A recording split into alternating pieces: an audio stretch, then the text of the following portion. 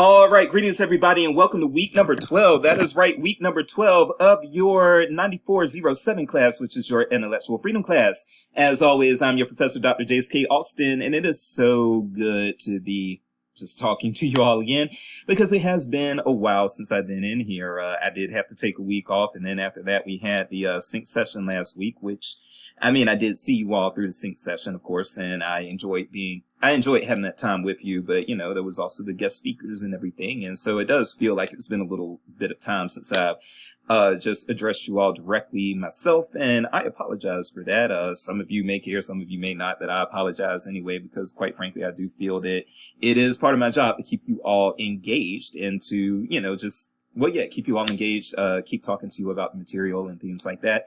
And because I had to take that week off, I'm actually going to double dip on topics tonight. So this one is going to be possibly really long, because there are two things that I wanted to talk about. Neither of them, by the way, have anything to do directly with, the subject matter in the modules. But like I told you all before, my, check-in videos don't necessarily line up with what's going on in the modules. If I feel that something's interesting, I, come in, I talk about it, and that's just how it works. Sometimes that aligns with the modules and sometimes it doesn't.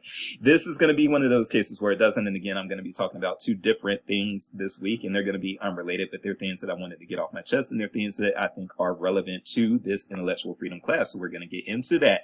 So with that said, yeah, you may want to take a break. I will tell you when I'm done with the state of the course update. I'll tell you to take a break after that, and then I will also tell you when I am done talking about the first thing, which I'm going to spend less time talking about the first thing.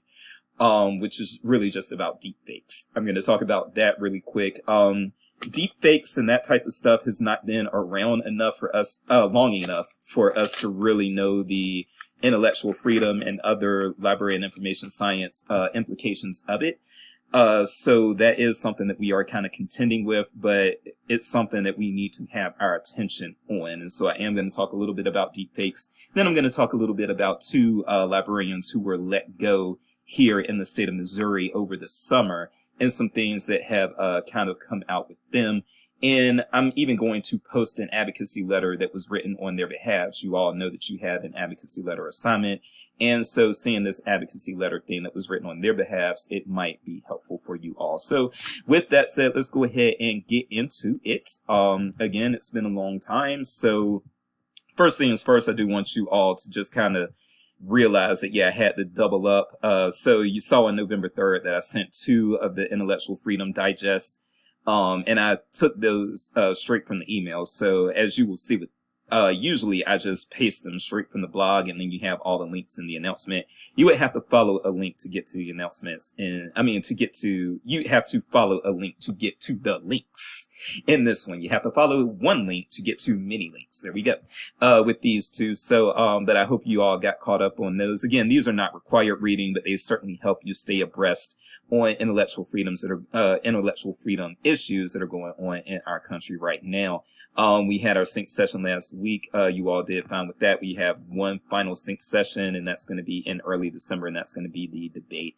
And your classmates are working very hard on that. So I am looking forward to that, and we should have a good time there. So that's your state of the course announcements and everything. Let's go to home and look at what's up on the horizon. First of all, I do want to let you all know, the most important thing for me to probably mention here is that, yes, your banned book reports have been turned in. I actually haven't had a check-in video since you all did that, even though that was on October the 26th, which now that I think about it, wasn't that long ago. October the 26th wasn't that long ago, you all. So let's not browbeat Dr. Jason too much. But what I do want to say is, now that these have been turned in, I do advise you all to just go ahead and look at the reason why it is a discussion board prompt is because I wanted you all to be able to see the work of your classmates. And I do advise you all to, at some point before the class is over, try to go ahead and look at the work that your classmates did. Again, this is a very good way to just learn very quickly about some of these banned books. And that does turn into knowing about banned books and having discussions about banned books. That is how you can kind of work your way into librarianship discussions and that sort of thing online or at conferences or wherever. And so it's just good to have a general knowledge about these things. And so you should get a general knowledge about these, again, through these particular books, at least through the work of your classmates. I have not graded these. I am going to prioritize grading the banned book reports over getting caught up on the discussion boards. I get, as I think I told you all this before, in fall semesters in October and in spring semesters in March is when I typically start to fall behind on grading discussion board prompts. And the reason for that, to be honest with you, is because that's when a lot of other stuff starts demanding my attention. E-portfolios, I have to grade those.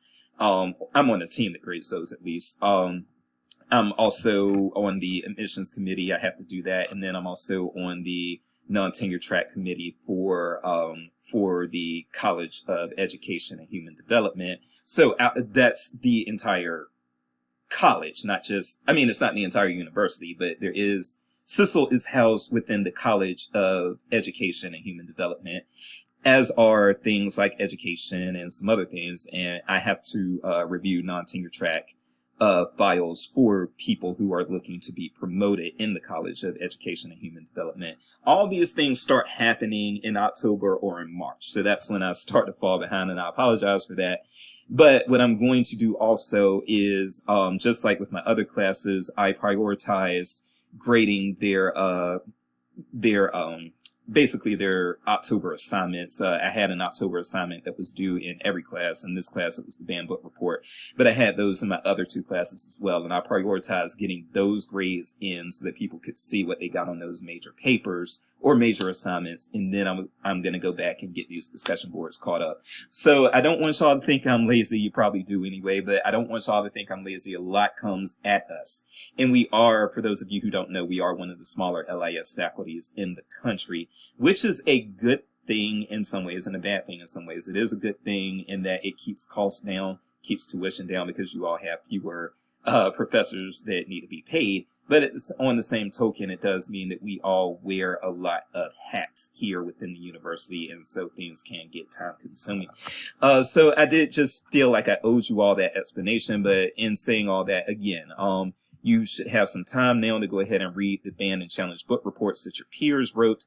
And I do suggest you do that when you get some time. You may not even have time until the week of Thanksgiving. We are off on the week of Thanksgiving. So if you wait until then, that might be an opportunity to maybe the Wednesday before Thanksgiving, just kind of curl up with that reading and just learn about those banned and challenged books. Okay. All right. Let's X out of a few other things here so that I can tell you exactly what else is coming up on the horizon. Your advocacy letter is going to be due on November the 23rd. Okay, actually, I can't click out of that because I am recording this on November the 11th. So here's what's coming up. Again, you have your December sync session that you do have to be at. And that's going to be the debate. You will have your advocacy letter assignment. And again, I'm going to, in the announcement for this assignment, there's going to be an advocacy letter. So you can kind of read that. There is an example of an advocacy letter that's linked in. In fact, let's just go in there real quick. You're basically writing a letter, or something like that. So it's not like you really need a lot of guidance here. I'm sure that you all probably had some assignment either in elementary or in middle school where you had to write a letter at some point. But Dr. Kawana Bright, who is a LIS professor at East Carolina University, she wrote an advocacy letter for my hometown newspaper way back in 2006, almost 20 years ago now. I can't believe I've known Kawana that long. So you do have an example of an advocacy letter, but you're already within the assignment prompt, but you're going to have another one in this announcement as well. So be ready to do that advocacy letter. The advocacy letter, quite frankly, shouldn't be something that cost you a lot of time or anything like that. I'm not looking for you to replicate Chaucer here or Shakespeare or anything like that. Write a letter. Just write a letter, So I hope that this assignment, basically, I hope you all don't make this assignment bigger than it really is, because it really is just kind of, you don't even have like one of the formal rubrics like I have. You just have a point breakdown. try to enjoy this if you can as well. Okay. And outside of that, there really isn't anything, to be aware of with, as far as state of course. Again, I'm always around for you to message or email me or whatever. So go ahead and do that as you need to. And yeah, you all are doing overall just fine. I should probably not say that before looking at the discussion boards. And again, I hope we get caught up with those this week as well. But certainly outside of the discussion boards, up to what I have graded have been fine.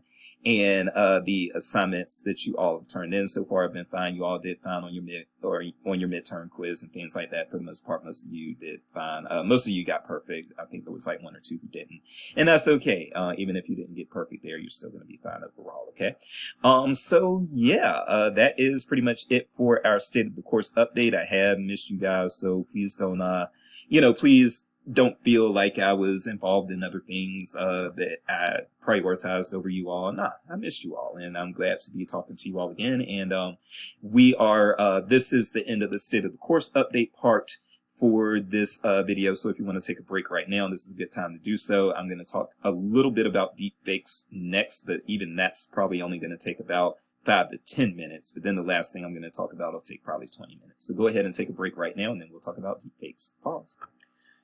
All right, everybody, welcome back. The first thing I'm going to do is, again, I'm going to talk about deepfakes. Actually, I'm going to show you something. And honestly, I just, the reason I want to show you this is because I quite frankly can't gather my thoughts around it. I don't know what to think about it. I just know that it scares the hell out of me. And I want to know if it scares the hell out of you too. So let me know in the fun stuff area of the class, the discussion board, or wherever you might be able to fit this in. Let me know if this is scary to you, and let me know what you feel the LIS implications of this might be. I am going to share a few things, soapbox a few things, probably spend another maybe 8 or 9 minutes on it.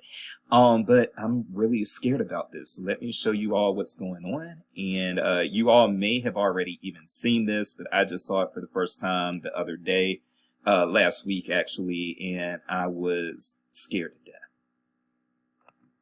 Lately, I've been doing calculations, as well as looking back at old NASA footage and raw data from satellites hovering above Earth.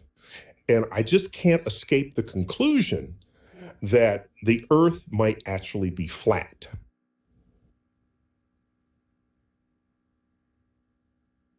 That's not me. It was never me. Those aren't my words. That's what's called a deep fake. All right, folks, that scares the hell out of me, especially when it comes to intellectual freedom, because quite frankly, had that cut off, had I just seen the original video and not seen the part where Neil deGrasse Tyson, and for those of you who don't know, I make the mistake of assuming that every librarian knows who Neil deGrasse Tyson is because he is so popular among librarians, but not all of us do.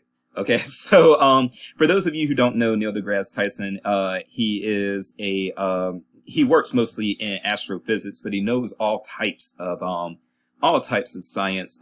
He did the revival of, well, first of all, he does have a podcast, Star Talk Radio, that I find pretty interesting. When I used to have more time, I would listen to it all the time, but I don't have that type of time now. But Neil deGrasse Tyson was also responsible for the new Cosmos. I forget the name of the scientist for the old Cosmos, and in fact, let me pause and look that up right now. There was a series back in the 70s, the original Cosmos, that was, let me see who that scientist was. All right, yeah, Carl Sagan, that's right. Carl Sagan did the original Cosmos way back in the day, and then there was a resurrected series back in, oh man, it's been over 10 years ago now. I didn't realize that, but a resurrected series that starred Neil deGrasse Tyson, who Carl Sagan was he was one of the Neil deGrasse Tyson was a protege of Carl Sagan. And quite frankly, I hate to admit this, but I knew about these scientists a lot more and watched this stuff a lot more back also when I was a non-believer, and then also when I was studying Noahidism. But once I became a Christian again last year, and after that, what I don't want is to enter this situation where, because I'm a Christian, I'm no longer interested in science and in learning about the world. You know, that is one of the problems that I feel people of faith tend to have, is that they want to know everything about the faith, but they don't want to know about the world we inhabit. I think that knowledge is just something that we need to acquire, whether it's religious or knowledge about Earth or whatever. We just need knowledge. Anyway, sorry for that soapboxing, but again, I say this to say that Neil deGrasse Tyson is somebody who is very, very well respected, to the point where people almost take what he says as gospel. Now, I will always challenge on that, as far as, yes, he is a reputable source, but don't just believe anything that's spoon-fed to you. But, you know, it's getting harder and harder and harder to tell what is real and what is not real. And this is, again, very, very scary for me as somebody who, again, works in librarianship, somebody who has worked in the information field my entire adult life, because before I became a librarian, I was a newspaper reporter, and that is also, as you can imagine, squarely information. It's about conveying information and making information accessible to people. And so one thing that I've always been bothered by, as somebody who's always worked in the information professions, is I've always been bothered by the fact that we can't really, we can't teach everyone how to discern good information from bad information, or what's real from what's fake. We can't teach that to everybody. They're just people who are not capable of learning. And then also, is try as we might, and we've had things like the CRAP test and all these things, but try as we might, we have never come up with this foolproof way of making sure that there's a way to teach people how to discern what's real from what's fake. We've never been able to figure out a way to teach that at a 100% level. And the problem, especially when you look at AI now, because this is a AI produced video, one of the problems that we now have is that you can, quite frankly, now just put stuff out there that looks real by every measure that we've had so up to this point. Because again, I'm going to show this to you again. Lately, I've been doing calculations, as well as looking back at old NASA footage and raw data from satellites hovering above Earth. And I just can't escape the conclusion that the Earth might actually be flat.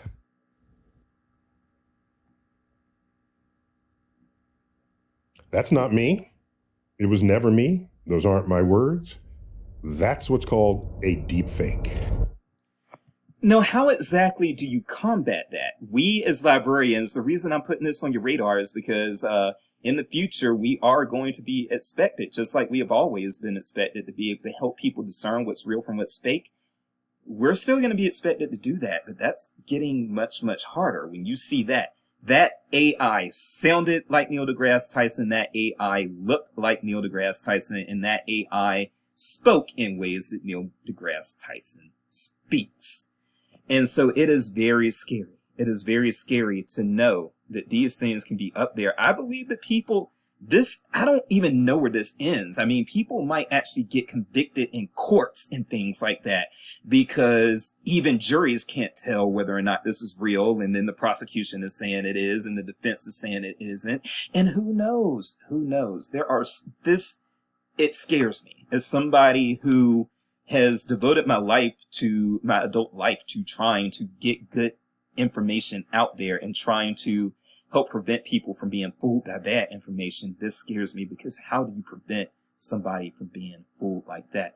Now, having said that, there are now a few Instagram accounts out there that actually do try to help you determine whether or not popular videos are AI or not. There are some people, particularly I've noticed, some of these accounts are run by photographers. And photographers seem to have a good eye for spotting things in videos that are AI.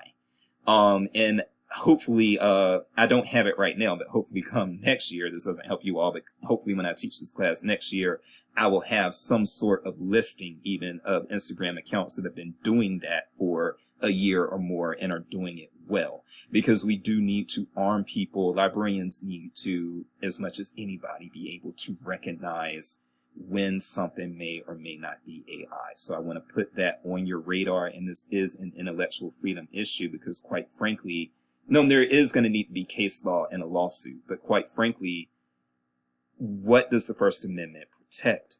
Whoever put out that deep fake, I don't know if I'm not a lawyer. I don't know if the First Amendment protects their right to do that. If the First Amendment protects their right to create something that makes it look like an actual person said something that they did not say. I don't know the legality of that either. I need to talk to a First Amendment lawyer at some point to find out. But that scares the hell out of me. Okay. So I wanted to put that on y'all's radar. Because you all do need to know that in the future, we're going to have to know how to help people navigate this information world where deep fakes look like the real thing.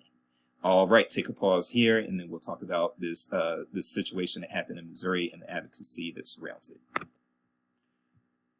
All right, so the final thing that I wanted to kind of go over really quickly here is, again, and this situation happened here in Missouri. So this gives me added incentive to talk about this, but this is basically an intellectual freedom issue related to the letting go of a friend of mine, actually. I am not ashamed to admit, or afraid to admit that, yes, Rudy Clay, who is one of the 2 librarians who were let go by Washington University, St. Louis, he's been a friend of mine for 15 years. Haven't always seen eye to eye with him, but through all the weather and storms, the fact remains that I still consider him a friend, very good guy. And we're going to talk a little bit about what happened to him. And again, I'm going to have an advocacy letter that was written on his behalf, actually linked into the announcement for this check-in video. Okay. So I'll probably talk about 20 minutes about this. So this will be a 40-minute check-in video, unsped. Hopefully you sped it up. But here's what we need to talk about. And by the way, I am still being careful. The university, I've said this before and I'll say it again. The university is scared out of its mind. Higher education has lost its spine. Professors are rolling over and acting like a bunch of punk asses and everything. The state of higher education right now just isn't good. And again, I say that this is unique to this current situation, in my opinion, because higher education didn't, again, I'm old enough to remember the Bush years. And in fact, I was in undergrad from 2001 to 2005. So I started undergrad I started undergraduate in August of 2001, and in September of 2001, 9/11 happened. Okay. So I was in the thick of it, throughout my college years, throughout my college and my my MLS years, my, master's degree years and undergraduate years. Those were during the Bush years. And Bush, for what it's worth, did not have, even though he was heavily criticized by those in higher education, he did not do anything that I would say was an assault on higher education or, he was definitely all about, the Patriot Act did not go over well, but still Bush really didn't operate with this desire to just shut down everybody who might pose reasonable arguments against the Patriot Act. Okay. No, if you don't know what the Patriot Act is, look that up because quite frankly, it's been a long time and I don't need to necessarily, drown this video with information on that. That was a piece of legislation that meant a lot back when I was in undergrad and, that was a long time ago now. So anyway, first we're going to start here so that we can talk about what's actually happening, but I have been advised to not talk about MAGA. I've been advised to not do that. The University of Missouri doesn't want MAGA even mentioned basically. So basically they want us to kind of skirt around what is actually affecting everybody's lives right now. The university is like, yeah, it's affecting everybody, but don't talk about it. So that just shows you how weak higher education has gotten. And you're going to see some of that in here. Washington University in St. Louis quietly capitulates to MAGA. And this was produced over this summer. By the way, another thing I'm going to say is I could get in trouble for what I am saying to y'all. Hopefully nobody is going to be recording me. You'll see after I've said everything I want to say that it's not something I should get in trouble for. But again, higher education has gone completely punk ass. And so I can get in trouble for basically anything. So I am hoping that you all will not report me to the news or anybody and say, hey, he was criticizing MAGA. But, I'm just going to do this because I do feel that this is what professors should be doing. And during the Bush years, they did it. But again, we are we are not there. So Washington University in St. Louis has ensured that its capitulation to the MAGA capture of universities has been a lot quieter than those at fellow elite universities like Columbia and Penn. One thing that we can say is that, yes, Columbia and Penn are Ivy League, whereas Washington University of St. Louis is not. However, Washington University of St. Louis is still among an upper echelon of universities, the AAU universities. In fact, let me just show you all that real quick. I'll just Google it, but I'll leave it up to you to learn more about this if you want to. But AAU is the, that's not, stop. Okay, because I'm trying to get through this. So AAU, this is the one we want. Association of American Universities. These are, the AA universities are the cream of the crop. 71 distinguished public and private research universities. And Washington University is one of those 71. So they are still a big deal, and I don't think a lot of people even realize that they're an AAU university and as big of a deal as they are. But yes, Washington University is a huge, huge deal. Okay. And I would say that really the reason why they haven't been getting so much attention is probably location, actually. So one thing, as somebody who grew up on the coast, I grew up in the Carolinas and in Virginia. As somebody who grew up on the coast, I will say that there is an element of flyover country to where we are right now in Missouri.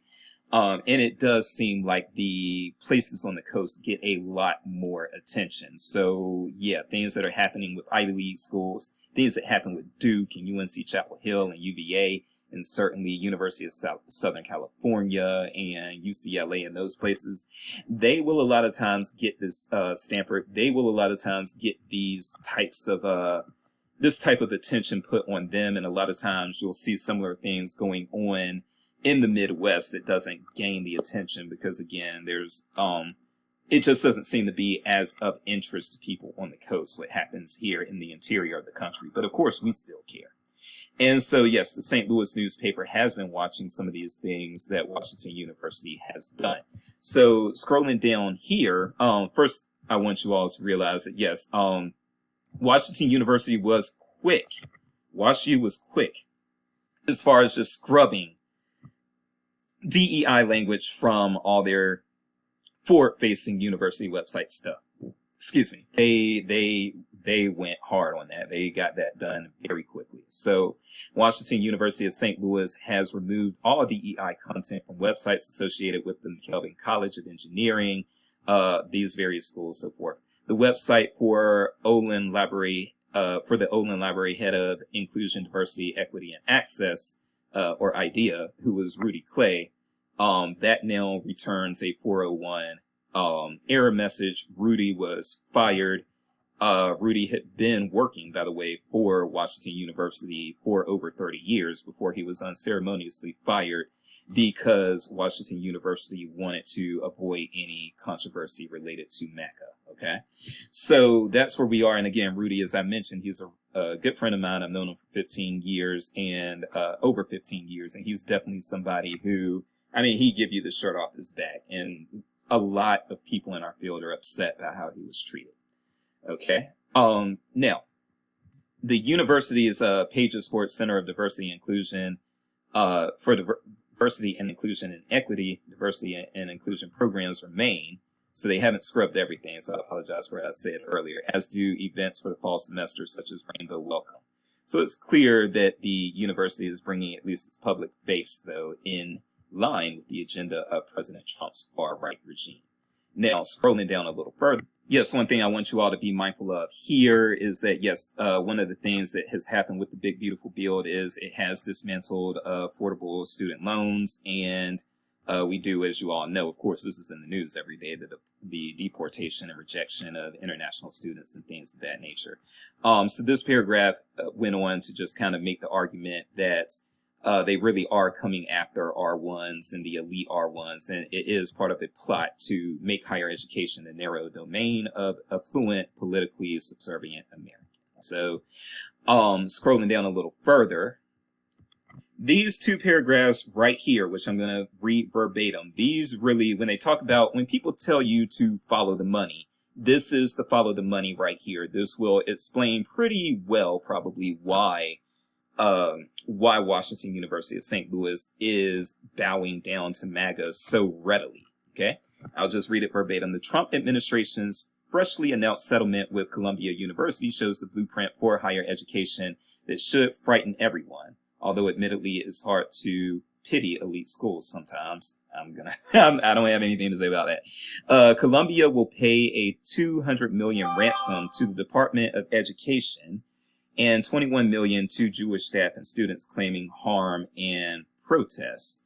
Will vet social media accounts of international applicants for political incorrectness, which means support of the Jewish state, and will place many humanities departments in receivership, and has already suspended or expelled 80 students who think that Palestinian people should not starve to death. Now, of course, there is a lot of slant in that. I wish that they hadn't quite said it that way, but there is some reality to this. But I will say that nobody portrays Gaza properly, in my opinion. Everybody is either pro-Israel or pro-Palestine, and I do think it's not as simple as Americans are making it. Anyway, Columbia University essentially will become the first of a new wave of Trump universities. Yikes! But to the adulation of science and medical faculties will keep its multi-million-dollar federal grants. So we scroll down here and then we see why this is something that has some implications for Washington University, specifically their medical school. So out of Washington University in St. Louis's $4.6 billion budget in 2023, $3.5 million of that was for its School of Medicine. That's pretty small actually, 4.6 billion and 3.5 million of 4.6 billion. So that's not a lot. I'm even wondering if that might be an error. But 61% of all expenditures consisted of staff compensation. Revenue sources included 497 million in tuition, 570 million in endowment, 853 million in research grants, mostly federal, that's important, and 2.2 billion in in clinical care revenue. Sorry, I said child care. I'm just used to child care, clinical care revenue. Washington University's current model of survival is untenable without its medical school. That is the money thing right there. Washington University's current model of survival is untenable without its medical school, and it receives more federal funding than it draws from its own $16 billion endowment. The impoundment of its National Institutes for Health and other federal research grants could topple the university or at least force it to drastically reform, and that would also mean potentially lowering compensation for its administrators. So from there, I'm going to just scroll down a little bit, in part from the interest in time, because you can kind of read this for yourself, okay? But what I want to say to that is, and I mentioned before also, I think in this class, I think I mentioned in this class, or maybe it was the reference class, because I know I mentioned it in there, but there's a difference between advocacy and activism. If anybody is interested, I can share a book chapter that I wrote on that subject. But just to keep it simple for tonight, what I'm going to say is that advocacy is what we as librarians should be doing. Advocacy, not activism. Activism is for those who are outside of the system and can speak against it without being accountable to the leaders of the system. We as librarians are advocates, and the reason I say that is because we're not acting outside of the system. Again, an activist operates outside of the system. And so an activist is going to have a safety net some other way. So the activist can say some things that would get the advocate fired. We as the advocates, we work within the system. We are accountable. Advocates are actually accountable to the power structure. And so if you are paid by taxpayer dollars, quite frankly, you're an advocate. You cannot be an activist if you're paid by taxpayer dollars, with certain exemptions, such as professors who might work for public institutions but are not wedded to operate in the public's best interest. And then also, if you're an elected official, then you can still be an activist and still be you can still be an activist if you are an elected official who receives some sort, like if you're a congressman who receives some sort of compensation from the government from being a congressperson. You can still be an activist in that case because the people did directly elect you. Now, that is in a situation where you are operating as where things are operating as a democracy, a direct democracy, really. So when you're looking at the presidential election, that's not really, not a direct democracy, but a direct republic. But when you're looking at the election of our president, because that goes through the electoral college, I would say that a president is not an activist no matter what, but a congressperson can be an activist because a congressperson is elected directly within a district, okay? And that district, you just take that the raw vote numbers, and if that congressperson won that district, then they win election. And so they are elected directly by the people, as opposed to presidents being really elected by the electoral college. Okay. Anyway, the reason why I went on that tangent about activism versus advocacy is because, quite frankly, what's happening at WashU is what happens. Basically, that's what happens when everybody is forced to be an advocate or nothing, and nobody is able to try to slip on that activism role. So really what's happening here is that you're seeing that Washington University is probably playing nice because they don't want to lose the funding that allows them to operate their School of Medicine, which is operation of their School of Medicine through federal monies is what keeps them afloat. So what I'll say is this: if you are working at Washington University, you probably can't call yourself an activist in any sort of the sense because, yes, you are being tied to federal dollars, okay? You are being tied to taxpayer dollars. And if you upset if you upset the people who determine what happens with taxpayer dollars, then you will find yourself voiceless. And if you would find yourself voiceless by upsetting the people who actually make the decisions with the taxpayer dollars, then you can't claim activism there. Okay. Now, with that said, you have to see that you just have to see that we as librarians, because we operate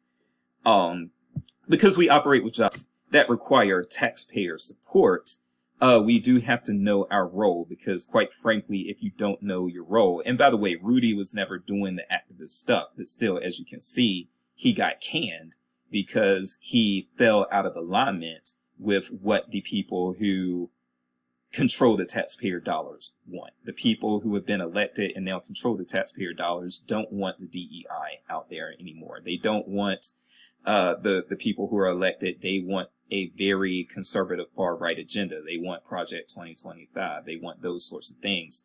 And so when you're dealing with that, we become voiceless. Honestly, because we are not activists, because we are advocates, we become voiceless in these situations where the federal dollars are controlling the universities. Okay. And so that is, again, one thing that I want you all to keep in mind as you go through your librarian career. Realize that you are accountable to a tax structure, and realize that you can't do everything you want to do and everything that the activists can do, because you, as an advocate, if you start going into the activist roles, they're going to pull that plug on you, and they are going to also pull the plug on some of the funding for the people that you work with and work for. And they're not going to appreciate that about you if they feel that they can blame you for what's going on and for their reduction in what they have available to them. Okay. So I want you all to be kind of aware of this. I want you all to always follow the money and always realize that, yes, we have a fight that we need to fight. Just because you're an advocate versus an activist, that doesn't mean you don't fight. You still fight as an advocate, but just know that your fighting has to look a little different. And if it doesn't, you're likely to be fired, because quite frankly, yeah, these these university admins and these people, for those of you going into public libraries, these funding bodies for these public libraries, they will talk about how much they love their employees all day and how much the libraries make their communities better. But the moment that they think that their own funding or status is at risk, they will come for us if they feel that we are doing things that are not supported by those, again, who make the decisions with the taxpayer dollars. So with that said, and again, I'm probably not going to, well, I'm definitely not going to read this letter verbatim, but I'm going to link this letter as well and put in talk about a few highlights right now. Again, I hope you all have sped this up because I know I am kind of rambling a little bit as well, but there's so much and I'm very emotional about what's going on here. So one thing also that I want you all to see is that, yes, you can and should be advocates. We need to be advocates, and I'm glad that Kaylee Creason here has decided to be an advocate for those librarians who were let go. Both librarians who were let go, by the way, and this is not a good look for the state of Missouri, in my opinion. They were both black. Clara McLeod is black, and she had been working for Washington University of St. Louis for over 30 years, and apparently was only a few weeks or even like 2 weeks or something away. She was given this news of termination 6 days before her final day. So she was 6 days away from retirement when they did this to her. That's how disgusting this is. They couldn't just let her have her 6 remaining days. And it's disrespectful. It's just as disrespectful as it's just as disrespectful. I talked about in my previous, last semester, I talked about the firing of Carla Hayden as, who was the first black librarian of Congress. And she was very unceremoniously fired for fake reasons by the Trump administration. And now you see an attack on these 2 black librarians as well. Again, 6 days before retirement, and she had given 30 days to Washington University, and they couldn't let her have her 6 days. To me, I just feel this is absolutely disgusting. It's just unjust. It is unjust. And scrolling down, Rudy Clay, he's mentioned here again. Rudy Clay actually, you can say at least that he had a position that was related to DEI things because he was the African and African American Studies librarian. But when it comes to Ms. McLeod, she was the librarian for Life, Earth, Environment, and Planetary Services. She wasn't in the DEI stuff. She was a librarian who was tackling the hard sciences. But see, they will still come for us. Especially, I will say, I think that there is an anti-black agenda tied to all of this MAGA stuff. And I see it here. I see it with the firing of Carla Hayden. And if I were to get fired because some maggot decides that, oh, he said this to our poor graduate students and their easily influenced minds, these 22 and over, graduate students that he teaches, he is corrupting them by talking about MAGA and how our actions might be anti-black. If I get fired for what I'm saying here, then I'm just going to say that this is more fuel for that fire. The Trump administration, I feel, has gone against intellectual freedom and made intellectual freedom a really tough thing to, just kind of embrace and love. We can't love intellectual freedom in this climate.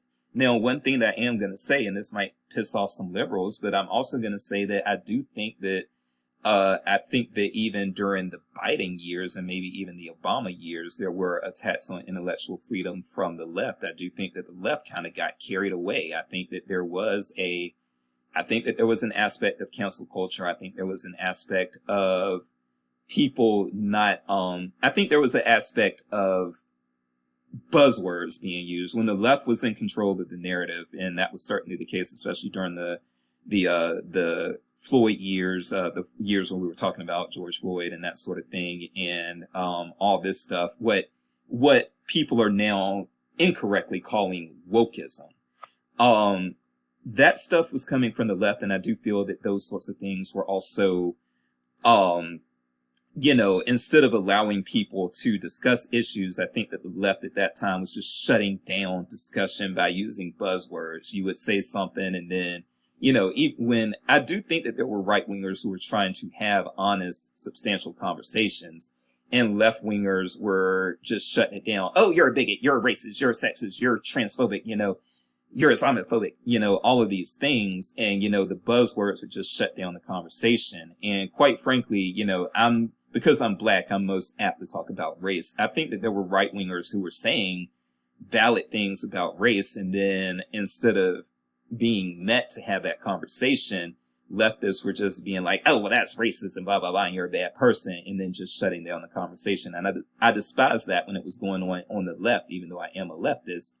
But I see now that this is what we're going to get with the right wing as well, and I'm not liking it at all, okay?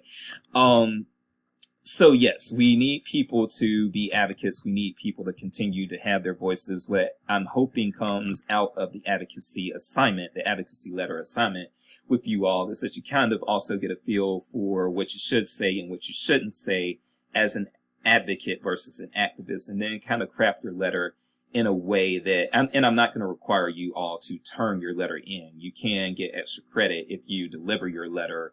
Like if you have it printed in the newspaper, you deliver it before city council or something like that. If you do that, I'll give you some extra credit in some way, but I'm not expecting you to deliver your letter. But I'm of firm belief that knowing how to write a letter and knowing how to advocate for yourself and for your institution and for your field and things like that, that does fall under the auspices, I believe, of intellectual freedom. And I think that we'll be a lot better off when we realize what we can and cannot get away with and how to do advocacy smartly. I'm actually going to show you one other thing really quick. And this is going to be, let me pause. All right, again, and it's just really important. You have to know what to say and what not to say. So Emily Drabinski, and I know Emily, I've known her for a while now. She and I don't really like each other, but I think there is mutual respect. I respect her advocacy and for unions and things of that nature. And I think she does respect my advocacy for Black librarians, even though, again, we don't get along. We don't talk to each other when we see each other at conferences. But having said that, you got to be careful. And one thing that Emily did when she won the race for ALA president a few years ago, and after she won that, I didn't mean for that to happen. After she won that race, she tweeted out talking about how amazed she was that a Marxist lesbian could become the head of the American Library Association. Now, I'm no offense to those of you, to my LGBTQ plus people, no offense to you all, but I'm actually not going to deal with the lesbian aspect of that right now, just simply because lesbianism, there's nothing wrong with it. If you're a lesbian, there's absolutely nothing wrong with it, no matter what anyone says, and there's no debate. Now, you might also be saying to yourself, well, Dr. Jace, there's nothing wrong with Marxism either. I think there's a debate that can be had there. There's no debate worth having as to whether or not it's okay to be a lesbian. It's fine to be a lesbian. It's fine to be gay. There is, in my opinion, a debate to be had as to whether or not it is okay to be a Marxist. And quite frankly, there are people who have good, solid reasons as to why they oppose any sort of Marxism taking root here in America. And there are people who have strong arguments also in favor of Marxism taking some root here in the United States. But having said that, this is the dangerous part, and this is what I'm talking about. As you can see, and I'll link this article too, there was backlash, and I mean huge backlash, for the American Library Association after she tweeted out that she was a Marxist lesbian. That just was not smart. Given American history, when you are elected to lead a huge organization that lobbies Congress like ALA does, don't call yourself a damn Marxist. That's not going to help you. That's not going to help anyone. And in fact, what ended up happening was several state library associations disaffiliated with ALA because from pressure from their taxpayers. Of course, as you would guess, these were mostly red states that did this, places like Texas. But you don't go around just publicly calling yourself a Marxist once you're elected to lead a big organization, okay? And quite frankly, I'm not cool with Marxism. I have some issues with it. It looks good on paper, but all of this stuff looks good on paper. That's why there are people who follow it. Anything, capitalism, Marxism, socialism, whatever your isms are, they look good on paper. They're supposed to. But when you put them to actual real world results, we see that Marxism has had a lot of not so great results in places like Cambodia and Laos and some other places. Okay.